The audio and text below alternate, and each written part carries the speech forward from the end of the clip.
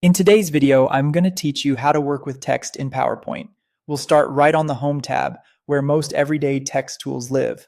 Click inside a text box and highlight what you want to change. Choose a font from the drop-down, then use bold, italic, or underline to set the tone.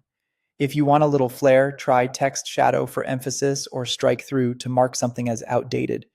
Character spacing lets you tighten or loosen the letters, and change case is perfect for switching between uppercase and lowercase in one click.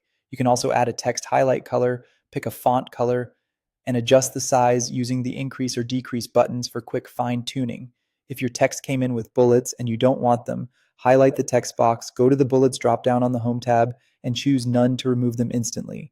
To emphasize specific letters inside a word, select just the letter, then bump up the size, change the color, or add effects.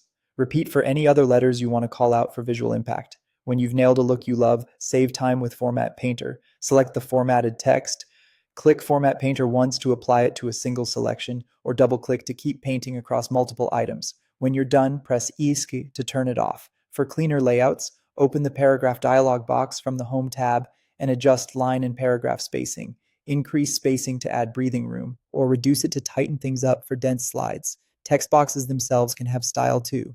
Select the box and use Shape Fill for background color, Shape Outline for border style, and Shape Effects for subtle depth.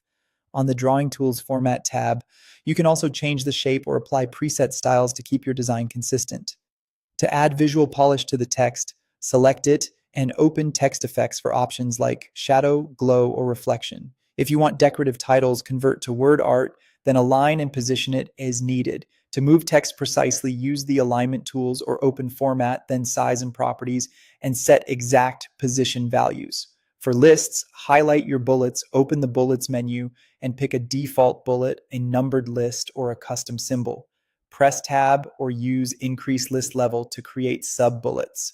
To flow content into multiple columns, highlight the text box, go to columns in the paragraph group, and choose 2 or 3 columns. Add more text to see the effect clearly. For advanced formatting, rotate the text box with the handle or use text direction. Adjust outline weight, apply gradient or picture fills, and align text inside the box, like centering it vertically and horizontally. Before you wrap up, go to the Review tab and run spelling to catch errors. And that's it.